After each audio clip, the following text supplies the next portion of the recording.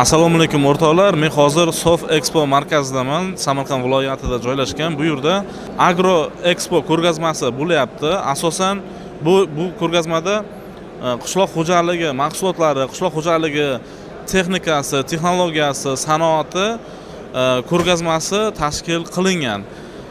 Endi bu ko'rgazmani bizlarga nima aloqasi bor deydigan bo'lsangiz, bu yerda bizlar uchun juda ham qiziq bo'lgan DJI kompaniyasini ko'rgazma zonasi bor, plashatkasi bor va bu plashatka orqamda turibdi. Bu yerda DJI kompaniyasini O'zbekistondagi rasmiy dilerlari o'zlarini mana shu dronlari bilan, o'sha qishloq xo'jaligida ishlatiladigan dronlari va boshqa dronlarni ham ko'rgazmasini ular bu yerda tashkil qilgan. Ushbu firma vakilidan intervyu olib, sizlarga batafsil ma'lumot berib o'taman. Videoga hozirdan like bosib qo'ying, juda ham eksklyuziv, qiziqarli kontent bo'ladi. O'rtoqlar, meni oldimda DJI Agriculture rasmiy vakili Islom aka Shukurlayev. Islom aka, yaxshimisiz? Mana shu DJI Agriculture firmasi haqida bir to'liq bir ma'lumot berib o'tsangiz obunachilarimizga. DJI Agriculture bu DJI kompaniyasini qishloq xo'jaligi dronlari bilan shug'ullanadigan kompaniya. Biz bu korxonani O'zbekistondagi dilerimiz rasmiy. Biz korxonamiz nomi Drone Service. Biz korxonamiz 2006-yilda tashkil topdi, qishloq xo'jaligi vazirligi qoshida. Sizlarni mana shu firmaning asosiy yo'nalishi nimadan iborat? Bizning asosiy yo'nalishimiz bu birinchi navbatda xizmat ko'rsatish.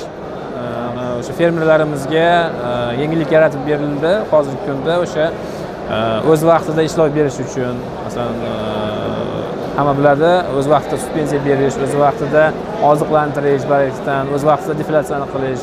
Xuddi shunday uslugalar bor. Ularni o'z vaqtida qilish bu juda katta muhim bo'lgan agrotexnologiya vazifalardan biri. O'shalarda o'z vaqtida aniqlik bilan ko'rsatib berishda yordam beramiz. Endi hozir men bu yerda ko'ryapman, o'sha dronlar bor ekan, katta, masalan, Agris dronlari, shular haqida bir ma'lumot berib o'tsangiz qisqacha. Hozirgi kunda O'zbekistonda DJI kompaniyasining Agris T40 va T50 modellari xizmat ko'rsatib kelyapti. Respublikamiz bo'yicha fermerlarga, asosan o'sha bug'doy va paxta o'simliklarida ko'proq xizmat ko'rsatiladi. 1 sm aniqlikda ishlaydi. To'xtagan joyidan o'sha joydan davom etib ketadi. 1 sm aniqlikda, to есть shu darajada aniqlik bilan ishlaydi. Bundan tashqari bitta uchganda 8 gektargacha, biz O'zbekiston sharoitida 8 gektargacha dorili yerda obработка qilib kelishi mumkin. Suspenziya bilan. Tushunarli. Endi qaranglar, hozir men ko'ryapman, hammasi mana shu agriculture'ga mo'ljallangan katta-katta dronlar ekanda. Keyin bilsangiz, o'sha mayda dronlar ham bor, o'sha DJI kompaniyasini, masalan, Mavic. Keyin hozir ko'rdim, DJI Flip kichkina dronchasi bor ekan, aka uchiryapti. Shunaqa mayda dronlaringiz ham bormi sizlarda? Yo'q, bu dronlar boshqa tipdagi dronlar hisoblanadi. To есть Fliplar bular уже turistlar yoki o'sha turist nimalari uchun mo'ljallangan dronlar hisoblanadi. Mana bu yerda ko'rishingiz mumkin, soha dronlari bor, Enterprise seriyadagi. Bu dronlar kuzatuv, navigatsiya uchun ishlatiladigan bor. Qishloq xo'jaligiga mo'ljallangan Mavic 3M degan modelimiz bor. Bu multispektralniy kamerasi bilan o'rnatilgan. U bilan katta dalalarda o'z vaqtida analiz qilib, mutaxassislar yordamida qanaqa kasalliklar bor, qanaqa begona o'tlar rivojlanyapti, qayerda masalan tomchi sug'orish yoki o'sha suv tejovchilik texnologiya joriy qilingan bo'lsa, qayerda qanaqa kamchiligi bor, ularni aniqlashda yordam beruvchi qishloq xo'jaligi droni ham mavjud. Fermerlar bu dronlarni o'sha o'zlarini qishloq xo'jaligi yerlarida ishlatish uchun, demak, sizlarga murojaat qilsa bo'ladi, to'g'rimi? Ular bu dronni sotib oladi sizlardan, shundaymi? Yo'q, sotib olmaydi. Biz ularga shu kerak bo'lgan xizmatni ko'rsatib beramiz. Faqat xizmat ko'rsatib berasiz. Xizmat bera olamiz. Biz sotishimiz mumkin qachonki ularda tegishli qarorga asosan ruxsatlari bo'lsa. To есть bu O'zbekistonda nazorat qilinadigan turdagi transport vositalariga kiradi. Bu Vazirlar Mahkamasi 658-qarori, tegishli qarori bilan nazorat qilinadi hozirgi kunda. Aha, tushunarli. Tartibga solinganda. Demak, masalan, biror bir fermer shunchaki kelib sizlardan dronni sotib ola olmaydi. Yo'q, afsuski yo'q. Islom aka, hozir mana shu yerda bitta kompleks ko'ryapmiz-da. Bu qanaqa kompleks, shu haqida bitta ma'lumot berib o'ta olasizmi? Bu maxsus kompleks qishloq xo'jaligi dronlari uchun mo'ljallangan. Bu yerda shunday yengilliklar yaratilgan, что dronimiz dalaga chiqqan paytda Endi har xil dorilar vositalari bilan ishlaydi. O'sha paytda ishchilar uchun qulaylik uchun yaratilgan va unumdorligini oshirish uchun. Bu kompleksimiz yordamida ikkita dron kiradi tarkibiga. Bu ikkita dron bilan shu kompleks bilan kuniga 150-200 gektar yerga ishlov bersa bo'ladi. Qaysi modeldagi dronlar? Bu yerga T40, T50 modellari joylashtirish mumkin. Bu как типа mobil kompleksda shunday. Mobil kompleks xuddi shunday. Bemalol ko'rib o'tishingiz mumkin. Tunda ishlash uchun ham hamma sharoitlar qilingan. Aniqlik oshirish uchun maxsus relief o'rnatilgan. Projektorlar tunda ishlash uchun yuqoridan daladan ko'rinib turish uchun dronlarni uchayotganini nazorat qilish uchun operator uchun joy qilingan. Undan tashqari toza suv uchun mana Yevrokublar o'rnatilgan 2 tonnalik toza suv bo'ladi. Bu yerda rastvorniy uzlimiz bor. Bu rastvorniy uzlimizda, to есть o'sha endi ruschasiga aytganda matchni rastvor deydi, o'zbekchasiga ona rastvor deydi. To есть ikkalamichi aralashtiruvchi maxsus uskunalar o'rnatilgan. Bu yerda doriga qo'lni tekismasdan uni eritib, aralashtirib yuborish imkoniyatini beradigan uskunalar o'rnatilgan. Bu uskunalar dorini tayyorlab berishda tez va unumdor. Undan tashqari uni har doim sirkulyatsiya qilib, aylantirib, dorini bir quyuqlikda ushlab beradi. To есть olayotgan dorimiz har doim yaxshi aralashtirilgan holda bo'ladi. Maxsus generator bilan joylashtirilgan dala sharoitida elektr energiya bilan pech qilish uchun shkaf upravleniyasi qilingan ishlarni hammasini avtomat shaklda qilish uchun. To есть mana spetsial zapravочный устройствоmiz bor, dronlarni kelishi bilan o'sha 1-2 daqiqa ichida уже zapravka qilib, batareyasini almashtirib, yana to'xtamasdan ishga yuborish uchun shunday maqsadda qilingan. Islom aka, hozir mana oldimizda ko'ryapmiz. O'sha katta dron turibdi. Bu qaysi model, vazifasi, asosiy vazifasi nima? Shu haqida bir gapirib bera olasizmi? Bu dronimiz DJI Agris T40 modeli. Xuddi shunday mana bu yerda DJI Agris T50 modellarimiz qo'yilgan. Sotuvda undan tashqari DJI Agris T70P va T100 modellarimiz bor. Bu dronlarimiz qishloq xo'jaligida suspenziya sepishda, granula sepishda, urug' ekishda mo'ljallangan dronlar bor. Oddiy bo'lsa shu bitta hozir mana bu yerda ko'rishingiz mumkin. 40 litrli yomkisi o'rnatilgan. 40 litrli yomkisimiz 50 kg dronimiz ko'tarib oladi. 40 litrli yomkisimiz bu suspenziya sepishga mo'ljallangan. Bitta mana shu yomkisni almashishi bilan u уже granula sepishga yoki urug' sepishga mo'ljallangan dron bo'ladi. To есть bitta droningiz bo'lsa, bunday olganda sizni sut ijojish texnologiyasi bilan boshqalar bilan совместно ishlaganda sizga traktor kerak bo'lmaydi, olyapsiz. Demak, bu shu hozir endi bizlarda qishloq xo'jaligida ko'pchilik shu boyagi og'ir texnikalarni ishlatishga o'rganganda, endi moslashganda, endi bular baribir hozir zamonaviy yangi texnologiya, masalan, Xitoyda ham ko'p ko'rganman. O'zi ko'p analar shu anaga o'tganda, to'g'rimi? Da, 100% dron parashyutida ishlab beradi. Masalan, o'sha paxtada ham, Shinjon uslublarida dronlar bilan, faqat dronlar bilan effektivniy ishlashadi. Sababi dronda shunaqa afzallik taraflari bor, hosil payhon qilmaydi. Biz qanaqa sharoitda bo'lganimiz taqdirimizda ham traktor yerga kirgan paytda o'sha 5% 10% gacha hosildorlikni yo'qotamiz. Bu bir. Ikkinchisi, shunday holatlar bo'ladiki, kasallik yoki qanaqadir hasharotlar tushgan holatlarda yerimiz nam bo'ladi. Yomg'irdan keyin yoki sug'orilgan yoki suv tejovchi texnologiya joriy qilingan holatlarda dronsiz tasavvur qilish juda qiyin. Bu vaqtlarda dron уже sizga hech qanday zarar yetkazmasdan tezda aniqlik bilan, yuqori aniqlik bilan sizga bu xizmat ko'rsata oladi. To есть effektivniyati mana shu yerda juda unumdorligi juda yuqori. Va o'zidan kelib chiqayotgan xarajatlari ham katta texnikaga nisbatan kamroq. Islom aka, bu qaysi model hozir? Mana shu. Bizda bu yerda hozir ko'rsatib o'tilgan DOK 3 stansiyasi. Bu stansiyani dala sharoitida, masalan, qishloq xo'jaligida qanaqa usullarda ishlatish mumkin? Masalan, katta dalalarda agronomlar distansionni kontrol qilishini buni qo'llashlari mumkin. Bu yerga maxsus dron, maxsus moslama bilan o'rnatiladi. Multispektralniy kameralari bilan bu kameralar bizga nima beradi? Bu dronlar bizga NDVI rejimida o'sha dalada o'sayotgan kulturamizni qanday rivojlanayotganini aniqlash uchun kerak bo'lgan daniylarni olib beradi. Agronomga, masalan, sizda bir necha ming gektar yeringiz bor, mutaxassisingiz, o'sha oliy tayinli mutaxassisingiz chet elda yo boshqa joyda, u aytgan paytda, aytgan vaqtda bu narsani dastur ta'minoti bilan uchirib turib, o'zi kontrol qilib, ma'lumotlarni olib, obro'tga qilib, sizga tegishli ko'rsatmalarni berishi mumkin. Masalan, o'z vaqtida o'sha katta dalada, 1000-2000 gektarlik dalalarda, katta yerlarda, masalan, bir necha 100 gektarlik dalalarda agronom qayerdandir kelib, ko'rib, tanishib ketish emas, mana holatda analiz qilish imkoniyatlarini beradigan uskunalar. Mana shu dronlarni agar fermerlar sotib olmoqchi bo'lsa, xarid qilmoqchi bo'lsa, narxi qiziqda, buni nech puldan sotyapsiz masalan? Olsa bo'ladi. Endi sotish masalasida o'sha aytganimdek, tegishli qarorga asosan ruxsatlari bo'lsa, 200 million so'mlardan boshlab komplektatsiyasiga qarab olishlari mumkin. Endi bu komplektatsiyasiga batareyka soni, generator yoki boshqa zaryad uskunasi olishlari mumkin. O'shanga qarab narx tayinlanadi. Bu 200 million so'mdan 250, 260, 270 milliongacha bo'lishi mumkin. Bundan tashqari kompleksni resheniya qiladigan bo'lsalar, maxsus mobil komplekslar bilan birga ham qilib berishimiz mumkin. O'zaro kelishib olsak qilsak bo'ladi. Bunga 200 million so'mdan boshlanadi. Demak, 200 million so'mdan boshlanadi. Endi bu qaysi model uchun? Bu T40 modeli uchun hozirgi kunda skidkada bizda T40 modeli bor. 200 million so'mga ikkita batareykasi bilan to'qqa qo'yadigan 380 voltdan oladigan zaryadchasi bilan qilib berishingiz mumkin. Tushunarli. Ikki kishi обучениесini o'sha ishlab chiqaruvchini litsenziyasi asosida o'tib beramiz. Islom aka, katta rahmat sizga bergan ma'lumotlaringiz uchun. Mana shu DJI Agriculture hamda Drone Service firmasiga ishlariga omad tilab qolamiz. Rahmat. Sog' bo'lasiz, salomat bo'ling. O'rtoqlar, hozir mana shu ko'rgazmada Abbos akani ko'rib qoldim, tanishib qoldik. Abbos aka ham mana shu dron sohasida faoliyat yurityapti desak ham bo'ladi. Abbos aka, o'zingiz faoliyatingiz haqida, qanaqa firmani tashkil qilgansiz, shu haqida bir ikki og'iz gapirib bering.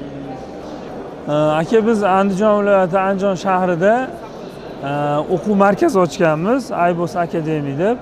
Bu o'quv markazimiz asosan yoshlarga IT sohalarini o'rgatish bilan shug'ullanadi va uni ichida albatta dron yasash ham o'z ichiga oladi. Ya'ni bizda hozir O'zbekiston Respublikasida oddiy fuqarolar yoki fermer xo'jaliklari xodimlariga va ishchilariga dronni uchirishga foydalanishga ruxsat yo'q. Bu ruxsatnoma olish uchun Vazirlar Mahkamasining ancha chig'iriqlaridan o'tish kerak. Endi bizda ruxsat etilgan ruxsatnoma olmasdan ishlatish mumkin bo'lgan norma bor. Ya'ni bu 250 grammgacha GPS qo'ymasdan, kamera qo'ymasdan yoshlarga olib, misol uchun Xitoydan sotib olingan dronlarni bir-biriga tayyor olasiz, qo'shib turib, uchirib ko'rsatish mumkin. O'yinchoq hisoblanadi. O'yinchoq hisoblanadi. Kichkina bo'ladi, unga kamera qo'yib bo'lmaydi, GPS qo'yib bo'lmaydi, faqat ruxsat etilgan norma 250 gram. Shuni bir yoshlarga bir o'rgatish maqsadida uchirib ko'rish mumkin. O'sha kichkina joylarda, lekin bunga uchirish uchun albatta maxsus maydonlar kerak bizda hozir. Lekin hozir bizda shu rivojlanish uchun o'ziga yarasha nima deydi, to'siqlar, muammolar bor-da bizda. Agar nima qilsa aytib berishim mumkin. Endi men qarangda, hozir masalan men o'zimga ham juda ham qiziqda. Hozir ko'ryapsiz, dunyoda boshqa davlatlarda ham mana shu dron sohasi juda ham rivojlanyapti-da. Ya'ni aynan fuqarolik yo'nalishida, masalan drondan yaxshi tarafda ham masalan dastavka xizmatlarida, masalan hozir Dubayda drondan taksi dronlar uchayapti, to'g'rimi? Shunaqa yo'nalishlarda ham ishlatsa bo'ladi-ku, to'g'rimi? Bu uchun demoqchiman, mana sizga o'xshagan shunaqangi tashabbuskor, shunaqa odamlarga bir yo'l ochish kerakmi deyman-da. Albatta, men o'zimni xohishim ham shuni aytmoqchi edim. Bizda O'zbekiston Respublikasida hozir buni qaysi ma'noda endi muammo deyish kerakmi bilmayman. Endi bu masalaga lekin hozir mana prezidentimiz e'tibor qaratyapti, muammolarga sekin-sekin yechimlar bo'lyapti. Lekin hozir zamon shiddat bilan rivojlanyapti-da, juda tez ketyapti. Mana dunyoda voqealarni ko'rsangiz ham ko'p sohalarda ham hamma yo'q shu IT ga, sun'iy intellektga asoslangan dronlarga o'tib ketyapti. Misol uchun siz aytgandek taksi xizmatlarimi yoki sanoat, qishloq xo'jaligi yoki endi hozir mana harbiy sanoat, ayniqsa mana hozir dunyoda siyosiy vaziyatni ko'ryapsiz, juda hamma yo'q shu dronlar bilan bo'lyapti-da. Endi misol bu vaziyatda O'zbekiston Respublikasi ham tezroq bu masalaga yechim berish kerak. To'g'ri, qaysidir ma'noda ozgina tavakkalchilik bo'lishi mumkin, lekin meni fikrim oddiy fuqarolarga ham uchirishga yoki oddiy o'zimizning fermer xo'jaliklarga ham foydalanishga tez suratda va osonlashtirilgan tartibda ruxsat berish kerak. Unaqa chig'iriqlarni qiyin qilib yormash kerak-da. Misol uchun buni so'rasam, fermer xo'jaligiga, hozir men fermer xo'jaligim bor, menga sotasizmi desam, Vazirlar Mahkamasidan ruxsatingiz bo'lsa sotaman deyapti-da, misol. Endi u oddiy bitta fermer qachon bor Vazirlar Mahkamasiga ruxsat olib keladi? O'ziga yarasha chig'iriqlari bor-da. Qancha ko'p odamlar bundan foydalana olsa, keyin biz rivojlanamizda, mening fikrim. Misol uchun o'quvchilar kerak bo'lsa, maktab darslariga tiqish kerak bu. Maktabda hozir Yevropa mamlakatlarida уже boshlandi. Yoshlarga 4-5-sinfdan shu dron bilan, robot bilan qanaqa ishlash, sun'iy intellekt bilan qanaqa ishlash hozir bizda ham joriy bo'lyapti. O'zbekiston Respublikasida menimcha maktablarda shu yo'nalishda ishlar ketyapti. Lekin buning uchun nima qilish kerak? Avvalo o'qituvchilarni ham ko'p o'qitish kerak bizda bu sohada. Biz tez harakat qilishimiz kerak. Bo'lmasa biz orqadan qolib ketib qolamizda. Keyin ishlatishda erkinlik berish kerak. Tezroq. Hozir to'g'ri shu davlat tomonidan juda ham qattiq nazorat qilinyapti. Endi shu narsani mening ham fikrim, masalan, xususiy sektorga berilsa, endi xususiy sektorda boyagi nima deydi, masalan, ko'pchilik shug'ullangandan keyin har xil g'oyalar bo'ladi-da.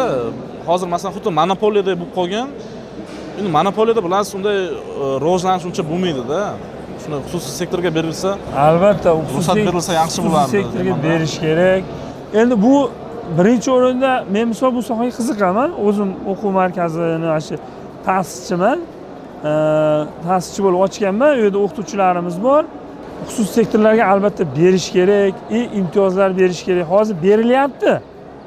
Lekin bundan ko'pchilikning xabari ham yo'q. Kerak bo'lsa tushuntirishlar olib borish kerak. Misol uchun davlat suhbatlari deydimi, buni shu qiziqqan odamlarga imtiyozlar berib, qisqasi erkinlikka tez suratda amalga oshirishimiz kerak-da biz hammasini. Shu yerda bitta gapingizga qo'shimcha qilmoqchiman, hozir esimga tushib qoldi. Bilasiz, Turkiyada Bayraktar kompaniyasi bor, firmasi bor.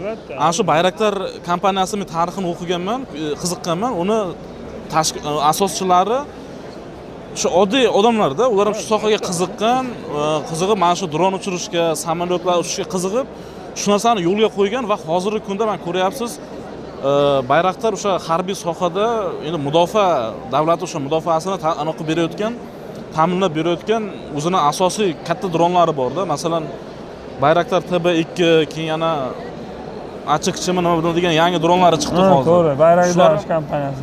Shular ham demoqchiman, o'sha o'zlarini anosi bilan, g'oyalari bilan chiqqandagina shunday hozir rivojlanib zo'r bo'lib ketdi-da. Masalan, ham ular shu dronlarni boshqa davlatlarga ham sotish orqali katta bir investitsiya olib kelyapti-da, davlatga foyda olib kelyapti deyman. Shuni aytmoqchi edim, bu hozir tadbirkorlik nuqtai nazaridan ham bu juda katta davlatga foyda keltiradi-da. Misol uchun dron ishlab chiqarsak, agar bizda ruxsat bersa, ishlab chiqarsak, uni kerak bo'lsa eksport bilan shug'ullansak yoki o'zimiz ichki mana sanoatda, qishloq xo'jaligida foydalansak ham ishimizni samaradorligi oshadi. O'zimizda ishlab chiqarsak, tan narxi arzon bo'ladi birinchidan. Chunki hozir bu Xitoydan keltirilgan distributor olib kelgan buni, o'zini foydasini qo'yib sotadi. Shunaqada endi misol, endi shuni o'zimiz ishlab chiqaruvchilar tezroq tartibda shuni qilsa, o'zimizda avvalo O'zbekiston Respublikasiga ishlab chiqaruv nima deydi, foydalanuvchilar yaxshi bo'ladi. Pulimiz o'zimizda qoladi. Misol uchun valyutamiz chetga chiqib ketib qolmaydi. Lokalizatsiya qilishimiz kerak bu narsalarni, mahalliylashtirishimiz kerak. Kerak bo'lsa eksportga yo'naltirishimiz kerak. Ishlab chiqarsak, o'zimizning iqtisodiyotimizda, sanoatimizda qo'llasak, kamchiliklari chiqadi. Ish bor joyda kamchilik bo'ladi-da. Keyin buni to'g'rilab boraveramiz. Shunaqa. Abbos aka, katta rahmat sizga. Endi to'g'risi ikkovimizda anamiz bir desak ham bo'ladi.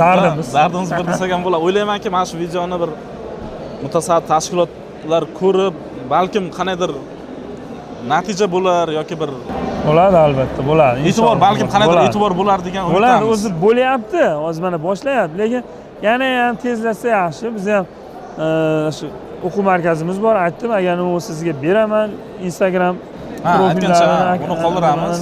Beraman. Qo'ysangiz, qiziquvchilar bo'lsa kirib kuzatsa bo'ladi. Biz endi buni kichkina hajmdagilarni hozir o'zimiz shu o'quv markazimizda R&D sentrimiz bor. R&D sentr degani shu o'quvchilar va o'qituvchilar u yerda yasash uchun imkoniyat qilib qo'yganmiz biz. Hamma narsa, misol kimda g'oya bo'lsa, shu yerda amalga oshiriladi-da. Kichkina kashfiyotchilarimiz bor, o'zimizga yarasha qilib boryapmiz, xudo xolasa. Rahmat aka. Bo'ldi. Intervyungiz uchun katta rahmat. Ishlaringizga omad tilab qolamiz. Sog' bo'lasiz, salomat bo'lasiz.